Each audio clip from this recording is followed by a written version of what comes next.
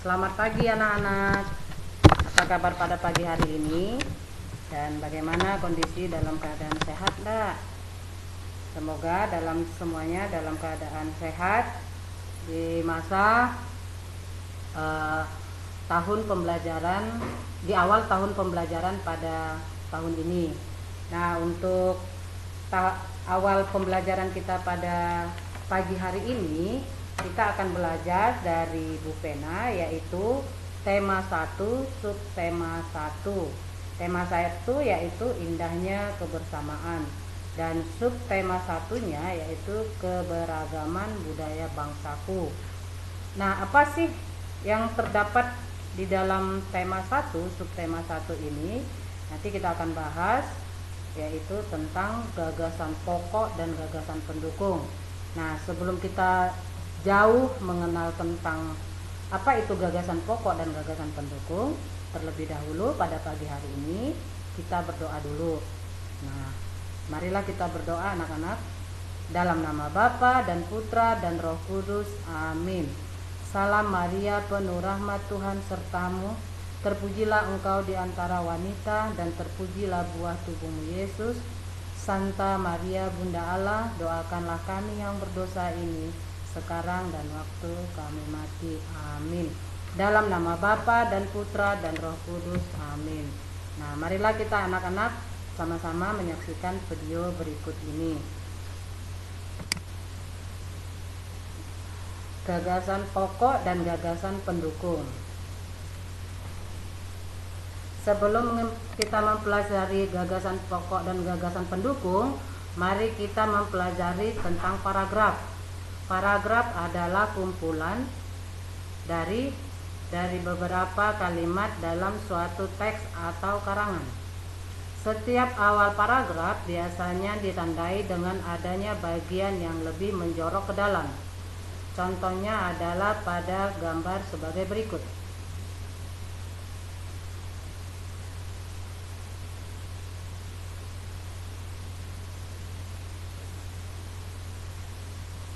Pengertian gagasan pokok dan gagasan pendukung. Gagasan pokok atau ide pokok atau gagasan utama merupakan inti atau topik yang sedang dibahas dalam suatu paragraf. Gagasan pokok ini biasanya terdapat dalam kalimat utama. Kalimat utama adalah kalimat yang menjadi inti atau dasar suatu paragraf. Sedangkan gagasan pendukung atau gagasan penjelas merupakan kalimat yang berfungsi sebagai penjelas dari suatu gagasan pokok. Untuk mencari gagasan pokok, maka kita harus menemukan terlebih dahulu kalimat utamanya. Kalimat utama ini bisa terdapat di awal paragraf, bisa juga terdapat di akhir paragraf, atau bisa juga terdapat di awal dan di akhir paragraf.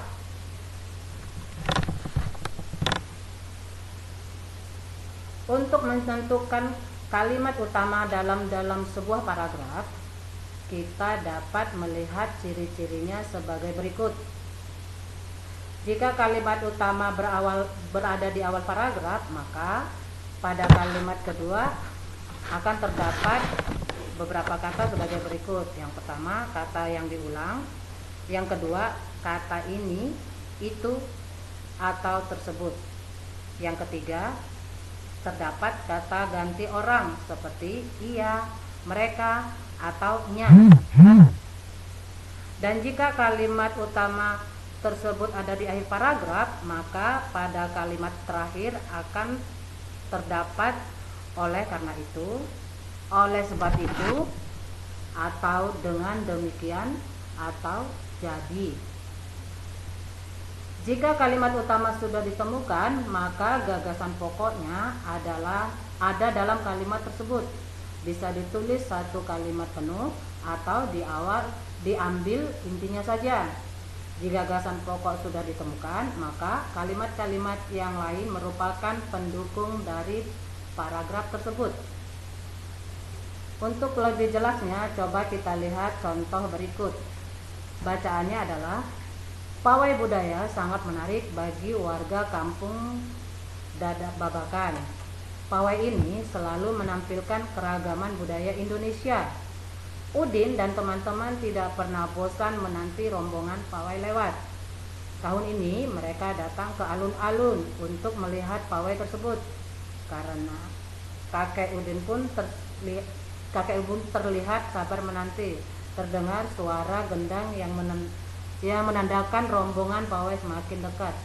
Coba ingat-ingat kalimat utama terdapat di mana. Yang pertama bisa di awal paragraf, yang kedua bisa di akhir paragraf, atau yang ketiga bisa di awal dan di akhir paragraf. Coba kita lihat dulu. Jika kalimat utamanya terdapat dalam awal paragraf, berarti kita lihat pada kalimat yang kedua.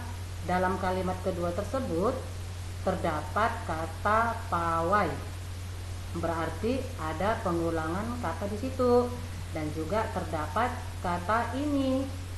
Jadi berdasarkan ciri tersebut, letak kalimat utamanya berada di awal paragraf. Jika kalian masih belum yakin, coba kita lihat kalimat terakhir dalam paragraf tersebut.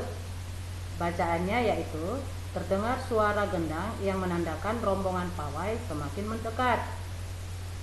Coba dari kalimat tersebut ada tidak kata-kata yang menunjukkan jika kalimat itu adalah kalimat utama seperti yang disebutkan Bu Guru tadi? Tentu tidak ada, bukan?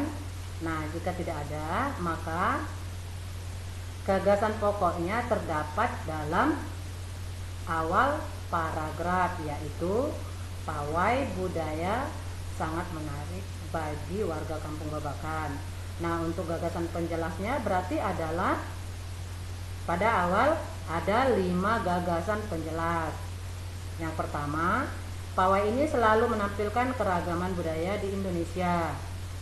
Yang kedua, Udin dan teman-teman tidak pernah bosan menanti rombongan pawai lewat. Yang ketiga, tahun ini mereka datang ke alun-alun untuk melihat pawai tersebut. Dan yang keempat, kakek Udin pun terlihat sabar menanti.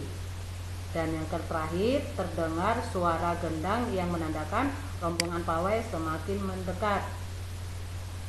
Nah, demikianlah yang dapat Ibu sampaikan pada pagi hari ini. Jangan lupa anak-anak nanti coba di rumah untuk supaya lebih mudahnya untuk memahami, mencari gagasan pokok dan gagasan pendukung. Anak-anak boleh buka buku Bu Vena itu pada halaman 4. Nah, di halaman 4 itu ada teks bacaan. Nah, coba nanti di situ latihan. Ada 2 soal di situ, ya. Yang pertama, tuliskan kalimat utama dalam kalimat penjelas dan kalimat dari paragraf tersebut. Yang kedua, tuliskan gagasan pokok dan gagasan pendukung dari paragraf tersebut. Nah, ini nanti anak-anak kerjakan di buku PS-nya. Kemudian nanti anak-anak kumpulkan lewat WA, ya. Jadi nanti boleh anak-anak di situ belajar bagaimana sih cara mencari gagasan pokok dan gagasan pendukung. Nah, Ibu rasa cukup materi kita pada pagi hari ini. Semoga anak-anak tetap semangat di dalam hal belajar di mana situasi seperti ini. Tetap semangat, selamat pagi.